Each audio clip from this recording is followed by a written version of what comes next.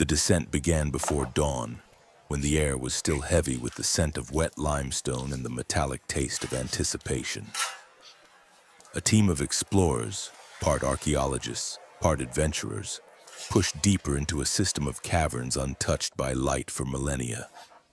Their headlamps pierced the darkness in narrow beams, revealing walls that shimmered with mineral veins like veins of gold frozen in stone.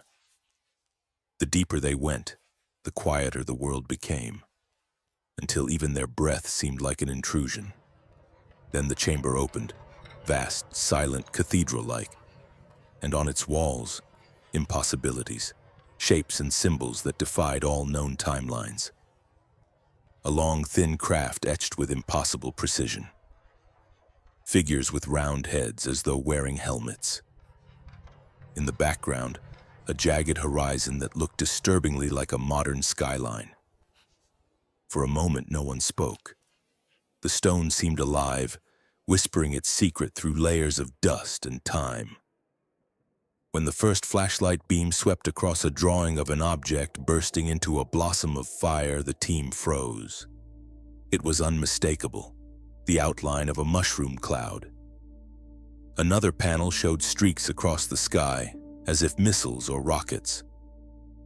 And beneath them a cluster of towers so distinctly vertical, so organized it felt almost modern. The air grew heavy with disbelief. One explorer muttered, "How could they have known?" The words echoed through the cavern, swallowed by the earth. Were these coincidences of primitive imagination, or memories of something forgotten? Perhaps they weren't predicting the future at all, but remembering it. In that moment, the question hung like a weight in the silence. How could people thousands of years ago have seen what we call the future? Under the thin beam of artificial light, the carvings came alive, as though the rock itself breathed with images older than language. One section showed a long, metallic shape, wings stretched wide like some impossible fusion of bird and machine. Its body was etched with symmetrical lines and a pointed nose, an uncanny resemblance to a modern aircraft. The explorers traced the grooves with their gloved fingers, realizing these weren't careless scratches. The precision was deliberate. Each stroke told a story, though the storyteller had vanished thousands of years before the first engine ever roared to life. A few feet away, figures raised their hands toward the sky. Their eyes, almond-shaped and haunting, were turned upward to an unseen power. Above them, a disk radiated lines, energy, light, or perhaps fire. Some saw a sun, others something else entirely. When magnified, the figures seemed to be kneeling, not worshiping, but warning. Their postures carried urgency, fear carved in stone. Then came the wall that silenced even the skeptics. A massive image scorched into darker rock depicted an eruption unlike any volcano. The mushrooming plume, the expanding ring of devastation. It was the unmistakable shape of a nuclear explosion. Around it, smaller figures seemed to scatter as if fleeing from the impossible. Yet this was drawn in an era when humanity was said to have known nothing beyond fire and stone tools. And there, beneath the chaos, lay an image even more unsettling, a city. Straight lines intersecting roads, tall rectangular forms stacked like towers. Some faintly reflected in a mirrored surface as though beside water. To call it coincidence felt dishonest. The likeness was unnerving. Experts, upon seeing these depictions, shrugged them off as misinterpretations, projections of modern imagination upon ancient minds. They spoke of pareidolia, of the human habit of seeing patterns where none exist. But standing before those walls, the air thick with dust and history, doubt felt heavier than belief. The carvings carried intention, awareness, memory. As the explorers packed their equipment, one question lingered louder than all academic voices combined. What if these drawings aren't relics of imagination, but records of memory? When the dust of discovery settled and the samples reached laboratories, the first results sent ripples through the archaeological world. Carbon dating placed the pigments and mineral layers at nearly 12,000 years old, a time when humans were believed to have been simple hunter-gatherers, scattered tribes surviving the final throes of the last ice age. Yet here on these walls was evidence of minds capable of design, of foresight, of comprehension far beyond their supposed means. This was long before the rise of Sumer, before Egypt's hieroglyphs or the ziggurats of Mesopotamia. The artists who carved these forms had no cities, no writing, no wheel, at least not according to what we have been taught. And yet they captured images of what appears to be advanced technology, aerial phenomena, and catastrophic explosions. How could a civilization without metallurgy conceive of machines that flew? How could they portray urban landscapes before cities were born? The pigments used in the drawings were equally confounding. Under microscopic analysis, traces of rare oxides and binding agents appeared, materials that suggested a chemical awareness unheard of in that epoch. Even their methods of preservation defied logic. The colors remained vivid despite the erosion of time, as though the artists had intended their message to endure beyond memory. Some researchers proposed that these were the remnants of a forgotten intelligence, a culture erased by cataclysm, leaving behind fragments of warning for the future. Others, more daring, whispered of survivors of an earlier global civilization, wiped away by flood or fire, whose knowledge flickered briefly before vanishing into myth. If these people truly existed, they would have lived on the edge of oblivion, chronicling the world's fall in strokes of ochre and ash. Each figure, each symbol might not have been art, but testimony, sentiment of the yul, last message of a people who once knew far more than we dare imagine. Who drew them? The question remains, echoing through the millennia like a voice trapped in stone, begging us to remember what humanity once was, and what it may have lost. As more discoveries surfaced, the enigma deepened. The same motifs, radiant discs, humanoid figures with elongated limbs, star-like patterns, appeared not only in one cave, but across the world. From the misty caverns of Lascaux in France to the desert walls of Tassili Najar in Algeria, from the ancient shelters of Bhimbetka in India to the sandstone canyons of Utah, the echoes were unmistakable. Cultures separated by oceans and millennia somehow carved the same cosmic vocabulary into stone. Lascaux's vaults shimmered with paintings of celestial bursts and spiral constellations, while Tassili's walls depicted beings descending from the sky, their heads encased in circular helmets. Thousands of miles away, Bhimbetka's ochre figures reached upward toward a burning sphere mirrored almost exactly in petroglyphs found in North America. How could such identical images emerge in isolation, before trade, before contact, before even the idea of civilization itself? Scholars offered theories of shared human psychology, of archetypes buried deep within the collective unconscious. Yet others saw something more deliberate, a pattern of communication that transcended geography. Perhaps these were not coincidences, but fragments of a single story, scattered across continents like a coded warning. Some patterns aligned eerily with celestial maps, the Pleiades, Orion, and Sirius, suggesting an ancient awareness of cosmic cycles. Others hinted at catastrophe, suns exploding, floods consuming, skies darkening.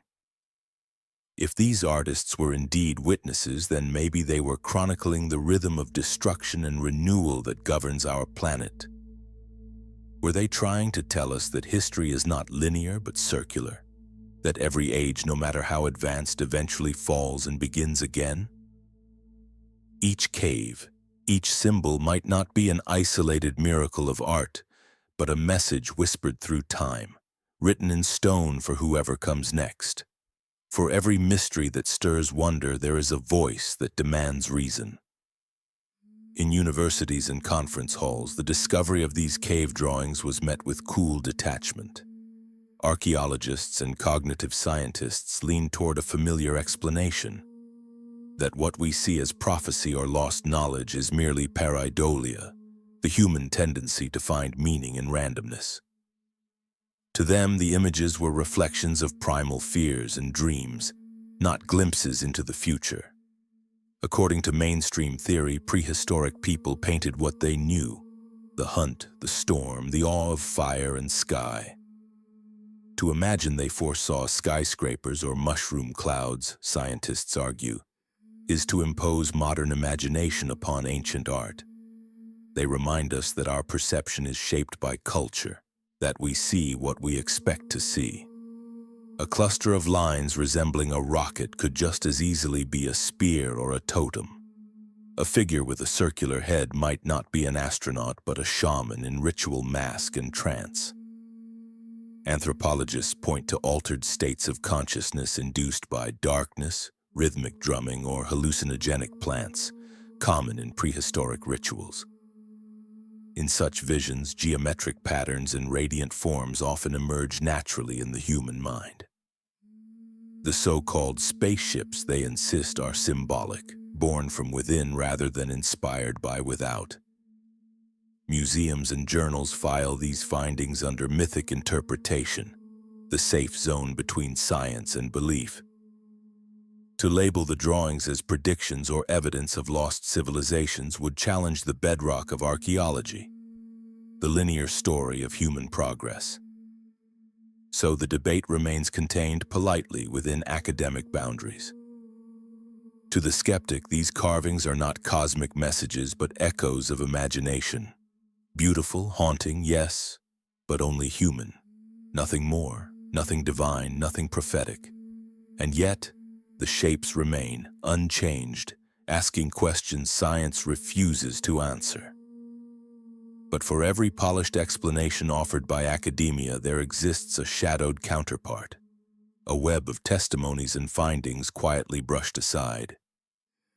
Independent researchers, some once respected in their fields, tell stories of discoveries that never made it to journals, of photographs that mysteriously vanished, of careers ended by inconvenient truths. In these neglected corners of archaeology lie carvings too detailed, too precise to fit the official narrative. One such discovery emerged from a cave system in South America, where a series of engravings showed an orb circling a larger sphere, a perfect depiction of a satellite in orbit. Another from Eastern Europe portrayed what seemed to be a global disaster: waves engulfing continents, dark skies filled with fiery trails, and human figures shielding their faces as if witnessing apocalypse. The level of comprehension implied by these works defies the timeline we've been taught, and yet each time such evidence surfaces, it is dismissed, misfiled, or labeled a hoax. Researchers who pursue these anomalies often find themselves ostracized. Grants vanish. Papers are rejected without review. Some speak of quiet warnings, of subtle pressures from institutions that prefer tidy histories. "It's not about truth," one field researcher once said. "It's about control." To question the narrative is to question the foundation of an entire academic order built on progress, not regression. Still, the contradictions multiply. How can primitive cave dwellers sketch what looks like a satellite dish, or depict the Earth seen from above, centuries before the first flight? The coincidences stretch too thin. Perhaps these drawings threaten more than dogma. Perhaps they threaten identity itself. The idea that we are the pinnacle of evolution, not a civilization relearning what was once known. And in that tension between belief and denial, the greatest mystery begins to unfold. Long before written language, before the first temple rose from the dust, our ancestors looked to the heavens and saw gods descending from the sky. Across continents and cultures, the same story repeats: beings of light, clothed in brilliance, who came to teach, to warn, to shape the destiny of humankind. In the caves, their images endure. Figures with bulbous heads encased in round helmets, bodies wrapped in smooth suits unlike any primitive garment. Beams of light extending from their hands as though controlling some unseen power. To the believer in the ancient astronaut theory, these are not metaphors. They are records, literal encounters etched in stone. The Dogon tribe of Mali, for instance, speak of the Nomo, amphibious beings who descended from the star Sirius and shared knowledge of the cosmos that modern astronomy would only confirm thousands of years later. Across the ocean, the Hopi people tell of the Kachinas, spirit messengers who came from the sky to guide humanity through cycles of destruction and renewal. The Mayan glyphs, carved with obsessive precision, depict celestial beings descending on fiery serpents, imparting prophecy about the turning of ages and the return of sky gods. Even in the Tassili caves, the so-called Great Martian God, a towering figure with a round head and visor-like face, seems less symbolic and more technological, an ancient memory of something that once stood before them. These similarities, stretching across vast distances and unconnected civilizations, hint at shared origin. An encounter too extraordinary to forget, retold endlessly through art and myth. Were these gods truly divine, or were they something else? Visitors mistaken for deities by a world still awakening to consciousness. Perhaps what we call myth was once history, and the sky itself was once a bridge between worlds. There is another possibility, one less divine yet no less astonishing. Perhaps the ancients were not visited by gods but were witnesses to the sky's own fury. Imagine standing beneath an untouched atmosphere where the heavens were raw and alive, where meteors rained like rivers of fire across an endless night.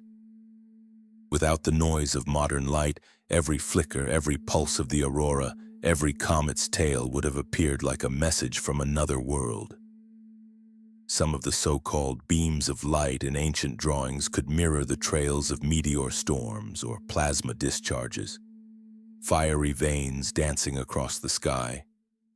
The disks may not have been crafts at all, but the blazing orbs of supernova or planetary alignments burning bright enough to be immortalized in pigment. In regions close to the poles, auroral curtains shimmered and swayed, painting ghostly figures that might easily have been interpreted as beings of light, descending from the heavens. To the early mind, unarmed by science, such beauty would have been indistinguishable from divinity. And yet not all patterns fit this explanation. Some carvings show symmetry too precise, motion too intentional, as if the artists weren't simply observing but remembering a structured phenomenon, a presence. Could it be that they recorded both? Natural wonders and encounters intertwined, the physical and the extraordinary blurred into a single vision of awe. We are left to wonder, were these depictions the awestruck testimony of early astronomers watching the cosmos unveil its power, or were they messages from those who truly came from the stars? What if the difference between vision and visitation is not as wide as we think? Perhaps the ancients did not imagine gods in the sky. Perhaps they saw something real, and we are the ones who have forgotten what they knew. Throughout history, humanity has been haunted by a single recurring whisper, that the world ends and begins in cycles. From the walls of ancient caves to illuminated medieval manuscripts, the same motifs return like echoes from a dream. Floods swallowing the land, fire descending from the heavens, darkness giving birth to light. Each age paints its apocalypse differently, yet the rhythm never changes. The ancients carved floods and burning skies. The prophets of the Middle Ages saw comets and angels of destruction. Today we speak of nuclear winter and climate collapse. The fear is eternal, carried forward through art, myth, and code. The cave drawings seem to fit this same pulse, not as random art, but as warnings preserved through time. Images of waves engulfing mountains mirror stories of Atlantis and Noah's deluge. Figures running from streaks of light resemble the Book of Revelation's falling stars. Even the idea of rebirth, a new dawn rising after ruin, repeats like a heartbeat through every civilization. Perhaps this is not coincidence but memory, a lingering awareness of a cycle humanity keeps forgetting. Modern phenomena echo these same signs. Crop circles, dismissed by skeptics as pranks, often emerge with mathematical perfection, mirroring ancient geometric patterns found in those caves. Medieval cathedrals are carved with spirals and solar wheels, identical to motifs discovered in Paleolithic stone. Across thousands of years, our art still tells the same story. Destruction followed by awakening, collapse followed by creation. Maybe these are not prophecies at all, but subconscious recollections. Fragments of an older knowledge resurfacing when the cycle draws near. From the first torchlit cavern to our digital screens, we keep warning ourselves. Something returns. Something always returns. When researchers mapped the global placement of certain cave networks, an unsettling order emerged. The coordinates were not random. They aligned with precise celestial ratios. Some clusters mirrored the layout of star, constellations like Orion and the Pleiades. Others formed spirals that matched the golden ratio, a pattern of harmony seen throughout nature and architecture. Inside the caves, engravings followed this same geometry. Spirals carved in perfect logarithmic proportion. Dots arranged in sequences matching lunar cycles and planetary alignments. It was as if these ancient artists possessed an astronomical awareness thousands of years ahead of their time. Were they guided by intuition or preserving a map of the heavens itself? Perhaps these geometric signatures were not mere decoration but communication, an encoded language linking earth and sky. Each ratio, each alignment whispered the same message: as above, so below.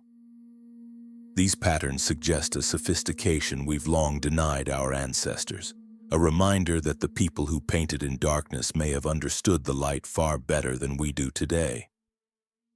The radiocarbon readings told one story, that the cave drawings belonged to the final breaths of the Ice Age, but the symbols carved into the rock hinted at another. The memory of a world that once burned bright, then fell silent. Many researchers now whisper of a pre-Ice Age civilization, an advanced culture that thrived long before the Sumerians lifted their first bricks. They propose that what we call primitive humanity may in truth be the survivors of a great forgetting. The caves then become not art galleries but archives of trauma. Their walls, messages from witnesses of cataclysm. Some depict skies on fire, seas swallowing the land, and mountains cracking open as though the earth itself rebelled. To those who study them closely, these aren't abstract myths. They are eyewitness accounts. Perhaps the artists were the last of their kind, watching the remnants of their world dissolve into chaos. If such a civilization existed, its knowledge might have perished in flood or flame, leaving only fragments behind. Sacred geometry, inexplicable architecture, and these haunting murals. The survivors, stripped of technology and cities, carried their stories in memory alone.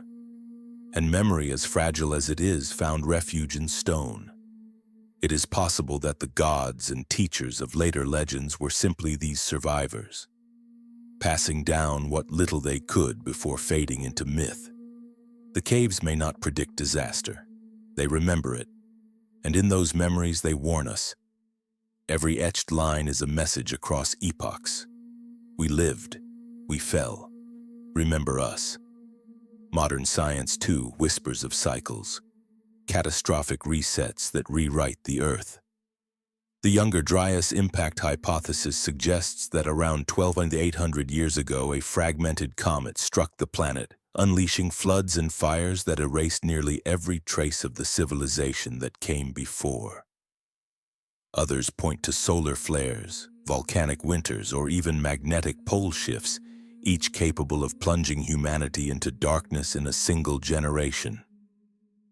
When compared with the cave records, the symmetry is unsettling. Ancient depictions of fire raining from the heavens and oceans devouring the land align eerily with geological evidence of global flooding and sudden climate collapse. Could the ancients have witnessed such an event firsthand and carved their warnings into the only medium they knew would last? Perhaps the predictions are not supernatural foresight at all, but science, ancient, empirical, rediscovered through memory. The artists may have understood what we are only beginning to grasp, that Earth itself follows a pulse of destruction and renewal, a cosmic rhythm that spares no civilization forever. The cycle always returns, and maybe buried within the rock and pigment, the ancients left us the same message we still refuse to hear, that the end is never the end, only the start of another forgetting. Recent studies have revealed that the ancient artists may have chosen their chambers not only for shelter, but for sound. Deep within these caves, the air hums with hidden music, low frequencies that vibrate through bone and blood, turning silence into presence. When researchers tested the spaces with sound mapping technology, they found that many of the painted walls correspond precisely to zones of maximum resonance. A human voice, a drum beat, even the softest chant would ripple and multiply, surrounding the listener in a halo of vibration. To early humans, such acoustics would have felt alive, supernatural. The walls didn't just echo, they answered. Some theorists believe these spaces were designed as ritual portals where sound and symbol intertwine to alter consciousness. Under the flicker of torchlight and the thunder of drum beats, participants may have entered trance states, perceiving visions that transcended ordinary reality.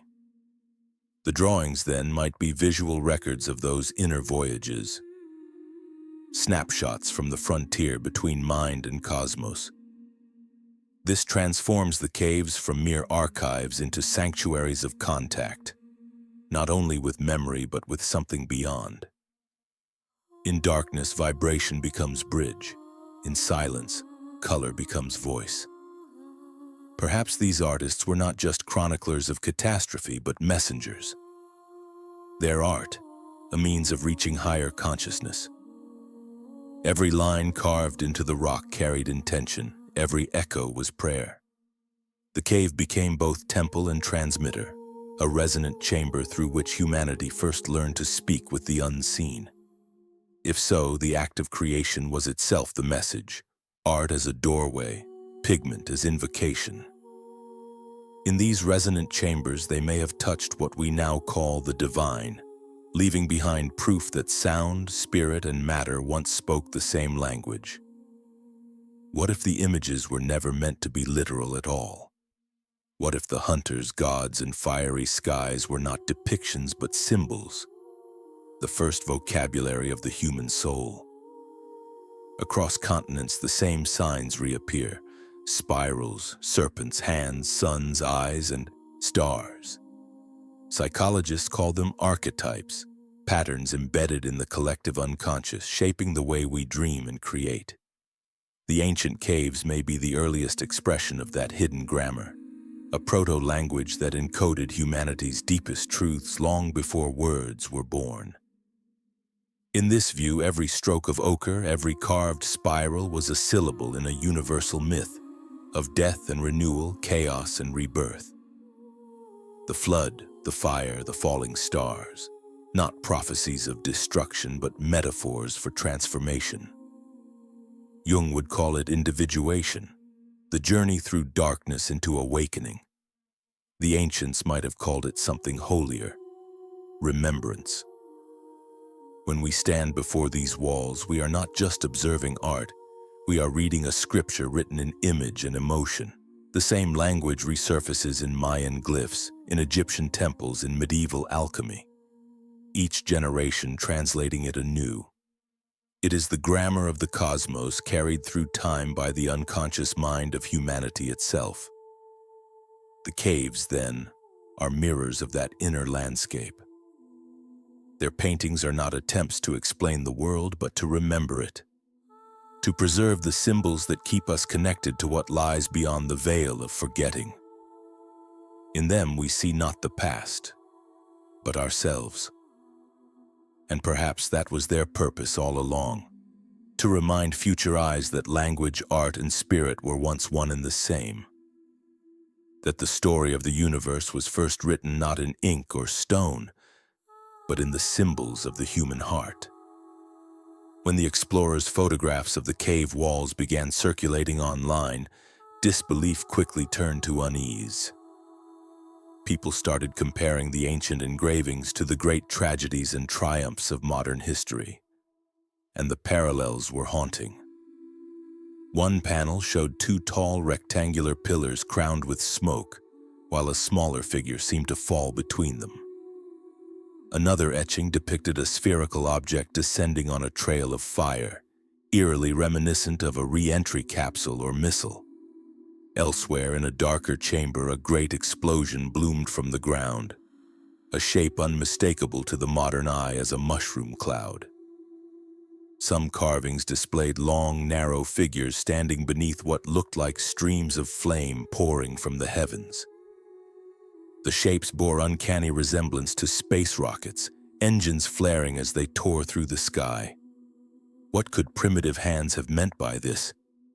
Was it coincidence, or memory of an event lost in time replaying in the imagination of another age? Across the internet, forums filled with theories and fear. The same debate echoed that of the explorers standing before those stones. Could these drawings be fragments of an older cycle, one that ended as ours might one day? The shapes were too distinct to ignore, too modern to explain away. Some felt awe, others dread. In one image, a cluster of figures stood beneath a dark sun, their bodies bent in grief or reverence. Behind them stretched jagged lines like lightning or radiation. To many, it resembled the aftermath of atomic warfare, an image of sorrow carved millennia before the first bomb fell. The thought that someone somewhere in the deep past had foreseen such horror sent shivers through even the most skeptical minds. Art or omen, coincidence or prophecy? The resemblance was undeniable. The question was no longer whether the ancients imagined these things, but whether they remembered them. If the images on the cave walls mirror our present, perhaps the connection lies not in technology but in time itself. Some researchers suggest that consciousness may not be bound by linear progression, that the human mind, in rare moments of heightened awareness, can sense echoes from the future, just as we recall memories from the past. These moments of intuition, déjà vu, and prophetic dream might be fragments of this strange temporal feedback loop. Quantum theorists speak of time as a field, not a line, a sea of overlapping probabilities where past, present, and future coexist. Within this model, the human brain could function like a receiver, occasionally tuning into frequencies beyond the moment. Could ancient artists immersed in trance and ritual have glimpsed what was yet to come? If so, those cave drawings were not forecasts, but transmissions, visions of future events captured through consciousness itself. From this perspective, time is less a road than a spiral, folding in on itself, allowing awareness to drift across its layers. What we call prophecy may simply be perception unconstrained by sequence. Mystics, prophets, and scientists alike have long touched this mystery. The ancients painted what they saw. We invent machines to rediscover it. Perhaps in both cases we are chasing the same truth, that time is not ahead of us or behind us, but within us. And maybe when they carved their visions into stone, those forgotten artists were not predicting our world at all. They were remembering it, from a dream humanity has yet to fully awaken from. In the quiet corridors of academia where knowledge is meant to thrive, some subjects are treated not with curiosity but with caution. The caves that defy chronology fall into this category, an uncomfortable anomaly that institutions prefer to file away rather than confront. Museum curators have been known to quietly reclassify artifacts that don't fit established timelines, labeling them as replicas or modern contamination. In archives, notes vanish, catalog numbers change, and pieces once displayed are moved into storage, their existence buried behind bureaucratic walls. Scholars who attempt to publish on these contradictions often face resistance that feels less like peer review and more like censorship. Manuscripts are returned with no explanation. Conferences rescind speaking invitations at the last minute. Entire research papers have been withdrawn without comment, replaced by bland, press statements citing methodological concerns. Behind the language of professionalism lies a clear motive: protect the consensus. To challenge the accepted timeline of human civilization is to threaten a vast intellectual architecture built over centuries. Funding, careers, reputations, all rest on the stability of that structure. If ancient humans once possessed advanced knowledge or contact beyond this world, the story of progress collapses into myth. And so, silence becomes policy. Within that silence, questions echo unanswered. What are we not being told, and why? Yet even in the shadow, some refuse to stay quiet. A growing number of independent archaeologists, linguists, and physicists have stepped beyond institutional walls to follow the evidence wherever it leads. They work without grants, without the safety of tenure, often in exile from the academic world they once called home. Their stories are as compelling as the artifacts they uncover.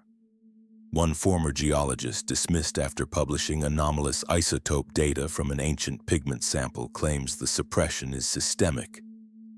If it rewrites history, it disappears. Another researcher, whose team found engravings beneath layers of volcanic ash in Turkey, recounts how their excavation permit was revoked days after reporting it to the ministry.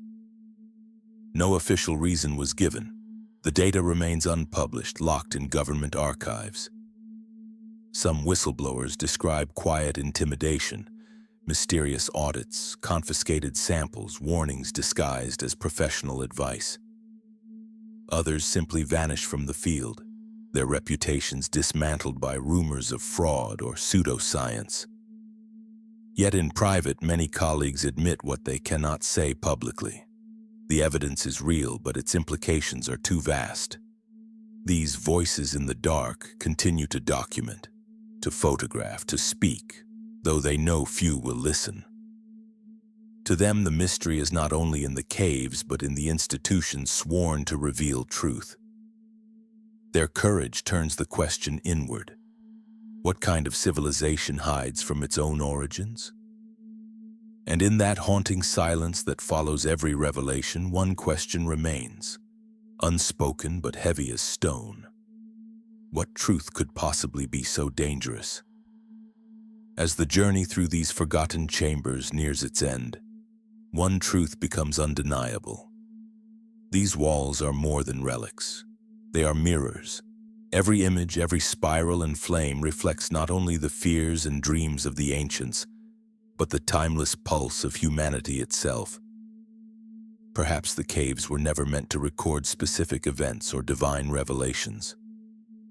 Perhaps they capture something deeper, the rhythm of existence repeating across the ages, where creation and destruction are but two sides of the same breath. The figures painted in torchlight, the disasters etched into stone, the faces turned toward the heavens, all speak of an awareness that transcends time.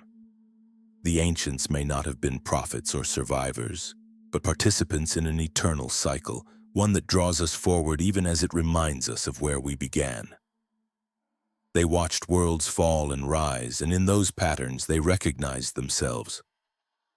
We, standing thousands of years later beneath electric light instead of flame, are doing the same. The cave becomes a memory not of individuals but of consciousness itself. Humanity as both creator and witness of its own story. The pigments preserved in silence whisper of our shared inheritance, wonder, fear, longing, and the unending quest to understand what lies beyond. Every civilization carves its truths into something. Stone, paper, digital code, each believing it will endure. Yet all of it eventually fades. Still, the message remains. We are not the first to ask where we come from, nor will we be the last to forget. The caves remind us that time does not move in a straight line. It turns like a wheel, reflecting us back upon ourselves. Perhaps that is the secret the ancients left for us. Not a prophecy, not a warning, but a reflection. They carved the essence of human experience into the earth itself, knowing that one day their distant descendants would stand before those same walls and feel the same trembling wonder. Across the gulf of 12,000 years, the message still reaches us. You were here before. You will be here again. If ancient hands carved our future into stone, then we must ask, what future are we carving now? Our walls are not of limestone, but of glass and steel, our symbols written in data instead of ochre. Yet the impulse remains the same. To leave behind proof that we existed, that we dreamed, that we reached for the infinite. And just as they did, we too may believe our creations will last forever. But time is patient. Empires fall, languages fade, and technology becomes dust. One day, someone, or something, may stumble upon the traces we leave and wonder what we believed, what we feared, what we forgot. The light of our torches has become the glow of our screens, yet we still stand in the same darkness, gazing at the same questions. The cave endures, not as a place, but as a metaphor for the human condition. To seek meaning in the shadows, to etch our stories against oblivion. And as silence closes around that ancient art once more, the narrator's question lingers, fragile yet eternal. If they once remembered us, will anyone remember them?